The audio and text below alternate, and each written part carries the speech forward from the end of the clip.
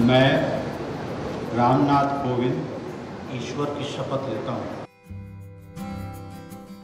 नमस्कार, मैं हूं सुचारिता कुकरेती और मेरे ठीक पीछे सीना ताने खड़ा है वो महल जहां देश के राष्ट्रपति रहते हैं। आज से इस राष्ट्रपति भवन की एक नई कहानी शुरू होने वाली है। आज आपको इंडिया टीवी पर दिखाएंगे किस्सा कोविंद का।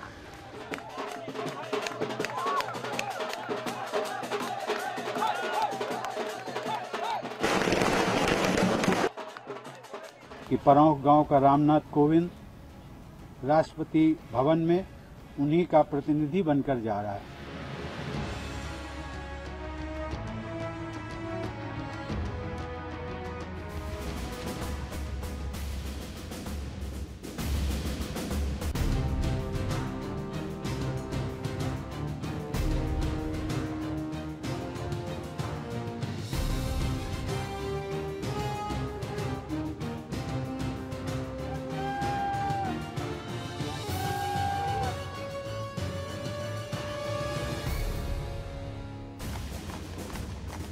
अमला बही, लाव बही, घोड़ों की टाप बही, वही राजपथ और वही राष्ट्रपति भवन, लेकिन देश की सबसे बड़ी और सबसे ताकतवर इमारत के मेजबान अब नए होंगे।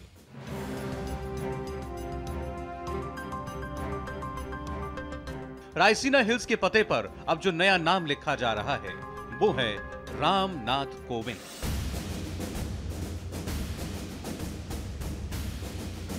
भारतीय गणराज्य के 14वें राष्ट्रपति। एक तरफ करीब 350 कमरों का यह आलीशान भवन अपने नए मेजबान के स्वागत के लिए तैयार है। दूसरी तरफ कानपुर का एक छोटा सा गांव अपने लाडले को देश के सबसे ऊंचे पद पर पहुंचता देखकर मगन है।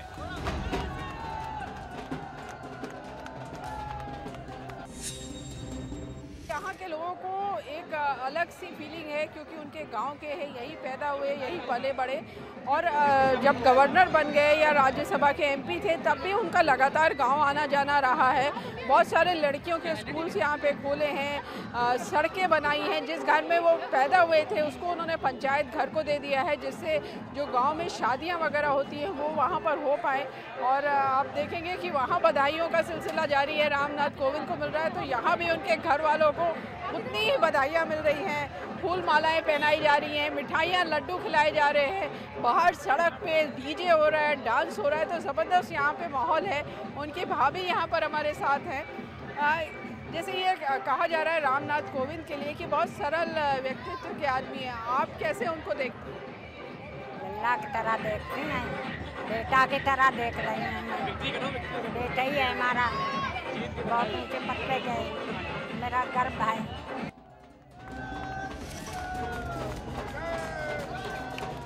कानपुर के इस परौंख गांव में आज ही होली थी, आज ही दिवाली थी। ढोल नगाड़े, नाच गाना और इन सब के बीच उस शख्सियत के लिए दुआएं भी जो कभी इन्हीं गलियों और पगडंडियों पर खेलता था और आज भारतीय गणतंत्र के महामहिम राष्ट्रपति बनने जा रहे हैं। घर कच्चा था, मिट्टी की दीवारें थी, तेज बारिश के समय फूस की बनी छत पानी रोक नहीं पाती थी। हम सब भाई बहन कमरे की दीवार के किनारे खड़े होकर इंतजार करते थे कि बारिश कब समाप्त होगी।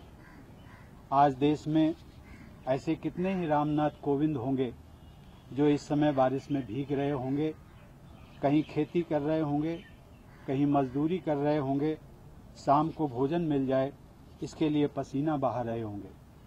आज मुझे उनसे कहना है कि परौंख गांव का रामनाथ कोविंद राष्ट्रपति भवन में उन्हीं का प्रतिनिधि बनकर जा रहा है।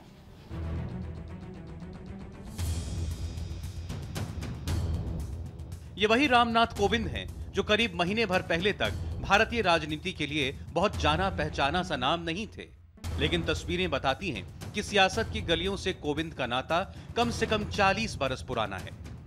ब्लैक एंड व्हाइट के जमाने से रंगीन वाली दुनिया तक रामनाथ कोविंद कई बार सत्ता और सत्ताधीशों के आसपास देखे जाते रहे।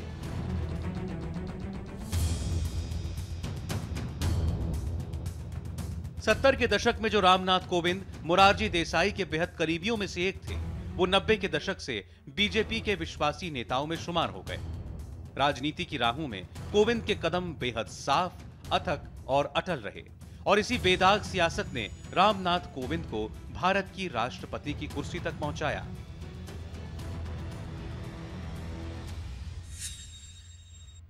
सार्वजनिक जीवन में सादगी, अपने मूल्यों आदर्शों के प्रति समर्पण का भाव किस रूप में होना चाहिए, उसके प्रतीक हैं श्री रामनाथ कोविंद जी। हम लोगों के लिए, उत्तर प्रदेश के लिए तो और भी गौरव का क्षण है कि उत्तर प्रदेश को आज देश ने एक राष्ट्रपति दे दिया है। रामनाथ कोविंद का सफर गांव की पगडंडियों से शुरू होकर इसी राजपथ तक आता है। रास्ते उबड़ खाबड़ थे, मुश्किलों भरे मोड़ भी थे, लेकिन कोविंद के पांव नहीं डगमगाए और न ही हौसलों ने हार मानी। और यही वजह है कि आज कानपुर का कोविंद रायसीना का रामनाथ बनने जा रहा है। 1 अक्टूबर 1945 उत्तर प्रदेश के कानपुर में छोटा सा गांव परौंक, एक बहुत गरीब अनुसूचित जाति का परिवार। समाज की वर्ण व्यवस्था में कलावती और मैकूलाल कोली जाति के थे। उस रोज उनके घर तीसरी संतान पैदा हुई थी। माता पिता ने बच्चे का नाम रखा रामनाथ। उस रोज उन्हें कहां पता था कि उनके घर वो चिराग आया है जो एक दिन हिंदुस्तान के आसमान का सबसे प्रभावशाली सितारा बनेगा।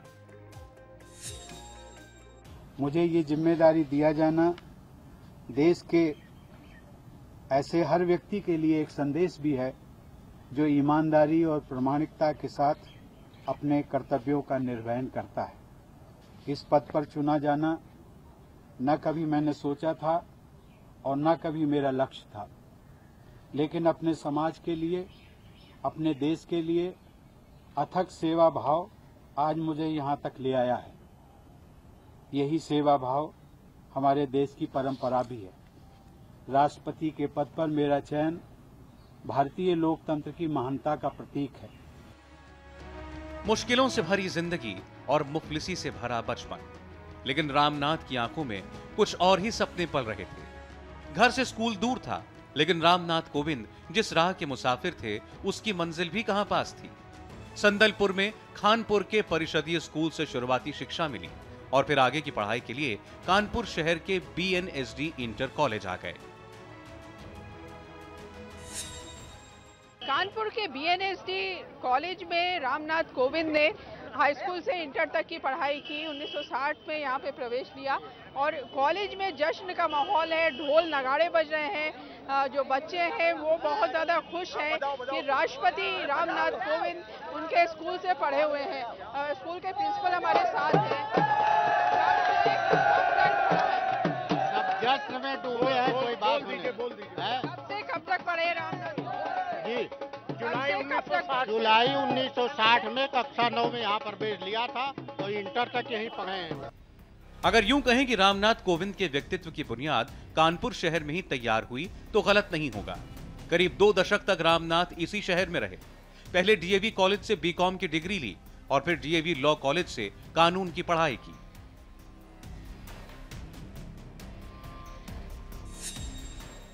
रामनाथ कोविंद ने 1965 से 1970 के बीच पढ़ाई की कानपुर के DAV कॉलेज में। ये रजिस्टर है उस समय का और इसमें आप देखेंगे BCom पार्ट 1 का है। 1965 1966 सन लिखा है और इसमें 207 नंबर पे रामनाथ कोविंद की जगह सिर्फ रामनाथ आपको लिखा दिखाई देगा। मैकूलाल उनके पिता का नाम है, उनके घर का पता लिखा हुआ है और उनकी जन्म तिथि लिखी है और बाकी डिटेल इस रजिस्टर में दर्ज है।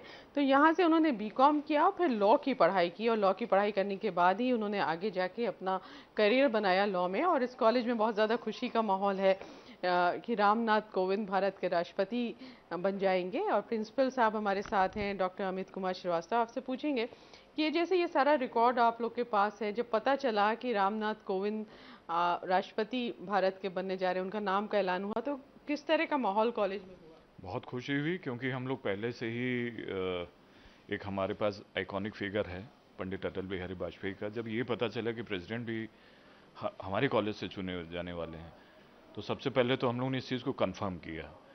आफ्टर कंफर्मेशन बहुत ही खुशी हुई और हम लोग प्राउड फील करते हैं। It's a matter of pride for us. Kanpur के स्कूल, कानपुर के कॉलेज, कानपुर की गलियां, कानपुर की सड़कें, सबको याद है कि एक लड़का आया था कुछ सपनों को संजोए, बरसों तक खुद के निर्माण में लगा रहा और फिर एक दिन निकल पड़ा उस राह की ओर जो राजपथ तक पहुंचती है। कानपुर के इस डीएवी कॉलेज ने पहले भारत को प्रधानमंत्री दिया और अब राष्ट्रपति भी। अटल बिहारी वाजपेयी जो देश के 3 बार प्रधानमंत्री रहे, उन्होंने इसी कानपुर के डीएवी कॉलेज में पढ़ाई की और अब रामनाथ कोविंद भारत के राष्ट्रपति बन गए हैं। इसके अलावा चंद्रशेखर आज़ाद भी यहाँ पे ये कहा जाता है कि अंग्रेज़ों से छुपने के लिए इसी डीएवी कॉलेज की शरण लेते थे। तो बड़ा इतिहास है कॉलेज का, लेकिन अब फिर सुर्खियों में है कॉलेज क्योंकि रामनाथ कोविंद यहाँ से उन्होंने पढ़ाई की है, यहाँ उन्होंने बीकॉम किया और फिर यहाँ से लॉ की पढ़ाई की। तो ये जो आपको सामने बरामदा दिखाई दे रहा है, इसमें उनका क्लास हुआ करता था रामनाथ कोविंद का, जब वो यहाँ से बीकॉम कर रहे थे। इन्हीं क्लास से जो कमरा नंबर 10, 11, 12 है, वहाँ पे उन्होंने बीकॉम की पढ़ाई की है। इसे तकदीर कहें या फिर कुदरत का तय किया गया नया रास्ता, रामनाथ कोविंद ने कानपुर में कानून की पढ़ाई पूरी की और फिर दिल्ली का रुख किया। किसी भी मेधावी छात्र की तरह वो आईएएस बनकर देश की सेवा करना चाहते थे। उन्होंने सिविल सर्विसेज की परीक्षा पास भी कर ली, लेकिन ज्वाइन नहीं की। उनके परिवार और दोस्तों ने बहुत हैरानी जाहिर की थी, लेकिन शायद किस्मत ने उनके लिए कुछ और ही रेखाएं खींच रखी थी। बेहद शांत, सरल और सामान्य से दिखने वाले रामनाथ कोविंद असल में एक दृढ़ निश्चयी व्यक्तित्व के मालिक हैं। उन्होंने पहली बार जब सिविल सेवा की परीक्षा दी तो नाकाम रहे, लेकिन नाकाम रहना कोविंद को मंजूर न था। तीसरे प्रयास में सिविल सेवा की परीक्षा पास करने के बाद कोविंद ने नौकरशाही की चमक दमक को छोड़कर वकालत की राह चुन ली। 1971 में वो दिल्ली बार एसोसिएशन के लिए नॉमिनेट हो गए और फिर 1.5 दशक से ज्यादा तक दिल्ली हाई कोर्ट और सुप्रीम कोर्ट में सैकड़ों मुकदमों की पैरवी की। उस वक्त ये सेंट्रल एजेंसी में थे, लॉ एजेंसी में। वहीं मेरी मुलाकात इनसे 2 दफा हुई। एज एन एडवोकेट ये बड़े सॉफ्ट स्पोकन आदमी थे, मतलब मैंने कभी इनको ऊंची आवाज में बोलते या बात करते नहीं देखा। और अगर कोर्ट में भी ये कभी अपीयर हुए तो बहुत ही धीमी आवाज में ये बोलते थे और अपनी बात शांति से कहते थे। रामनाथ कोविंद की वकालत के चर्चे सत्ता की गलियों तक भी पहुंचने लगे थे। दोस्ताना रवैये और सरल व्यवहार की वजह से रामनाथ कोविंद को लोग पसंद करते थे। सत्ता की गलियों में कोविंद की पहुंच का अंदाजा इसी बात से लगाया जा सकता है कि जब उनकी शादी हुई तो मोरारजी देसाई भी उन्हें आशीर्वाद देने पहुंचे थे। और शायद इसीलिए इमरजेंसी के बाद जब देश में जनता पार्टी की सरकार आई तो 1977 से 1989 के बीच कोविंद केंद्र सरकार के वकील रहे और इसके बाद 1980 से 1993 के बीच सुप्रीम कोर्ट में केंद्र सरकार की तरफ से स्टैंडिंग काउंसिल की। दिल्ली की सड़कों ने रामनाथ कोविंद के जीवन के हर पहलू को करीब से देखा है। एक तरफ एक वकील का सामाजिक और राजनीतिक सरोकार, तो दूसरी तरफ खुशियों से भरा एक छोटा सा परिवार। समय बीता, कोविंद कामयाब होते चले गए। समय काल, देश, राजनीति सब बदल रहा था, लेकिन कोविंद के मन पर सादगी का जो लिबास था वो नहीं बदला।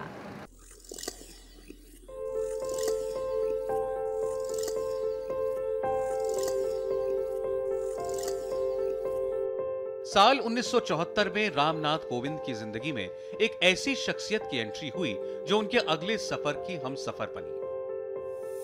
हर खुशी, हर गम, हर कदम एक साथ। नाम सविता कोविंद। सविता ने कोविंद का घर-बार बसाया और प्रशांत और स्वाति 2 संतानों ने उस घर को संसार बनाया।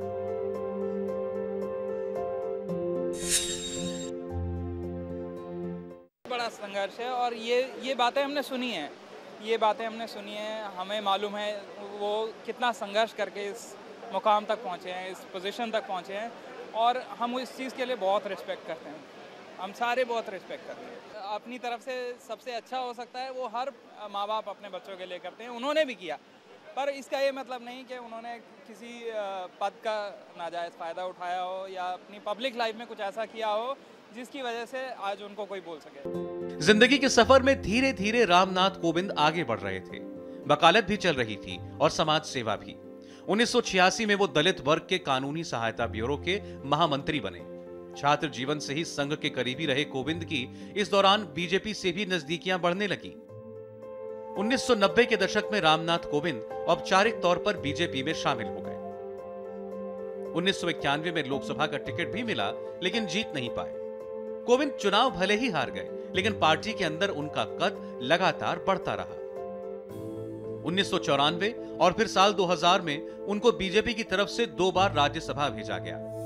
यहां से शुरू हुई रामनाथ कोविंद की वो संसदीय यात्रा जो राज्यसभा में तो 12 बरस तक चली, लेकिन इसकी मंजिल आगे चलकर राष्ट्रपति भवन होगी, ये किसी को नहीं मालूम था।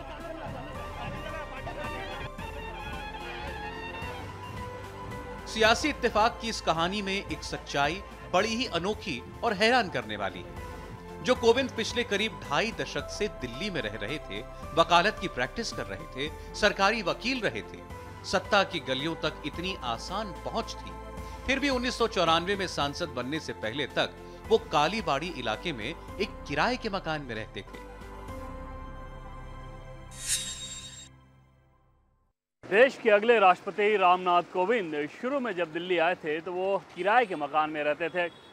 सेंट्रल दिल्ली में कालीबाड़ी मार्ग पर एक किराए का मकान था जिसमें वो रहते थे, और इस किराए के मकान में महज एक कमरा था जिसमें रामनाथ कोविंद रहते थे, बीजेपी की पॉलिटिक्स करते थे, बीजेपी के नेताओं से मिलते थे। जाहिर तौर पे क्योंकि मकान सिर्फ एक कमरे का था, तो ऐसी स्थिति में उनके घर के लोग यहाँ पर नहीं आ पाते थे, और उनका जो राजनीतिक संघर्ष था और राजनीतिक कार्यक्रम था वो इस एक कमरे के मकान से ही संचालित होता था, तब तक जब तक वो सांसद नहीं बने। सांसद बनने के बाद वो नॉर्थ एवेन्यू में शिफ्ट हुए थे, लेकिन उससे पहले दिल्ली के कालीबाड़ी मार्ग पर एक कमरे के मकान में रहते थे। और जो ये एक कमरे का मकान राष्ट्रपति भवन से महज कुछ 100 मीटर की दूरी पे है। अंदाज़ा लगाइए कि एक कमरे के मकान से राष्ट्रपति भवन तक का सफ़र रामनाथ कोविंद का कितना दिलचस्प और मज़ेदार रहा है। सादगी जैसे रामनाथ कोविंद की पहचान है, वो कहीं भी रहे उनकी शख्सियत नहीं बदली। वकील, राजनेता, सांसद, राज्यपाल और अब राष्ट्रपति, उन्हें करीब से जानने वाले कहते हैं कि सादगी ही उनका जीवन है और सादगी ही उनका फैशन भी। हम उनके घर गए, मैंने उनके कपड़े नापे और बना के दिया, उनको पसंद आया। ये आज के करीब 5 से 6 साल पहले की बात है, कायदे से तो याद नहीं है। उसके बाद में वो राज्यपाल हो गए बिहार के, और राज्यपाल होने के बाद भी हमें राजभवन यहाँ लखनऊ में 2-3 बार बुलाया। 1994 से 2000 और 2000 से 2006 तक रामनाथ कोविंद राज्यसभा में बीजेपी के सांसद रहे। इस दौरान वो कई अहम समितियों में भी रहे। वो आदिवासी कल्याण और राज्यसभा हाउस कमेटी के चेयरमैन रहे। Kovind governors of Indian institute of management के भी सदस्य रहे। साल 2002 में उन्होंने संयुक्त राष्ट्र की महासभा को संबोधित किया। वो बीजेपी राष्ट्रीय अनुसूचित जाति जनजाति मोर्चे के अध्यक्ष भी रहे। बीजेपी ने कोविंद को महामंत्री भी बनाया और पार्टी का प्रवक्ता भी। इसके अलावा रामनाथ कोविंद अखिल भारतीय कोली समाज के अध्यक्ष भी रहे। रामनाथ कोविंद की जिंदगी की किताब में कामयाबी के पन्ने जुड़ते जा रहे थे और सफर आगे बढ़ता जा रहा था। बचपन में पढ़ाई के लिए झेली मुश्किलों ने कोविंद को हमेशा प्रेरित किया कि वो शिक्षा के लिए बेहतर काम करें। सांसद रहते हुए कोविंद ने अपनी निधि से सबसे ज्यादा खर्च शिक्षा पर ही किया। अपने गांव में कई स्कूल बनवाए, दलितों और महिलाओं की शिक्षा के क्षेत्र में कई अहम काम किए।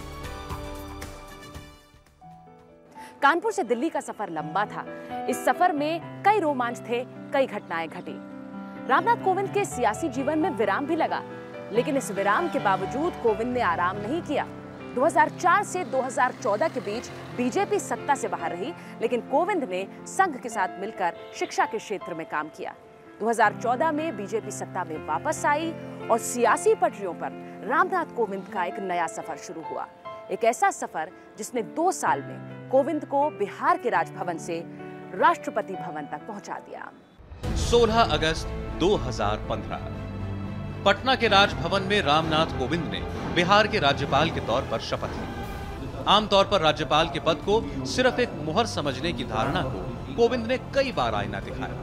बिहार के राज्यपाल के पद का कार्यपालन करूंगा। जब जहां जरूरत पड़ी संविधान के दायरे में रहते हुए रामनाथ कोविंद ने सुधार की हर गुंजाइश को कारगर करने की कोशिश की। इन्हीं में से एक है बिहार के मंत्री तेज प्रताप के शपथ ग्रहण के दौरान हुई गलतियों को सुधारना। ये शब्द उपेक्षित नहीं है बल्कि अपेक्षित है। कृपया एक बार मैं पूरी शपथ को एक बार फिर करूं। ये रामनाथ कोविंद के मजबूत और निष्पक्ष व्यक्तित्व का ही असर था कि जिस दिन एनडीए ने उन्हें राष्ट्रपति का उम्मीदवार चुना, विरोधी दल के होने के बावजूद बिहार के मुख्यमंत्री नीतीश कुमार उनसे मिलने पहुंचे, उन्हें बधाई दी और ये माना कि रामनाथ कोविंद ने राज्यपाल रहते हुए हमेशा संविधान की रक्षा की। इतना ही नहीं, राष्ट्रपति के चुनाव में जेडीयू ने महागठबंधन से अलग होकर कोविंद का ही साथ दिया। रामनाथ कोविंद एक ऐसी शख्सियत रहे हैं जिन्होंने अपने हर ओहदे को अपनी जिम्मेदारी समझा। फिर वो जिम्मेदारी कितनी लंबी है, इससे कोई फर्क नहीं पड़ा।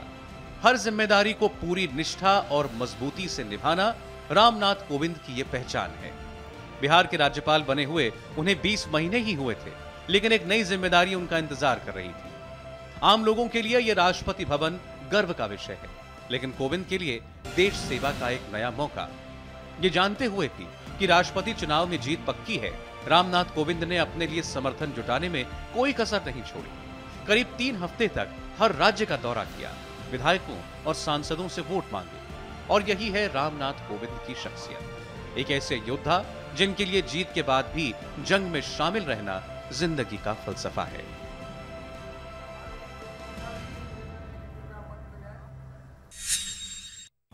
इस पद पर रहते हुए संविधान की रक्षा करना और संविधान की मर्यादा को बनाए रखना मेरा कर्तव्य है।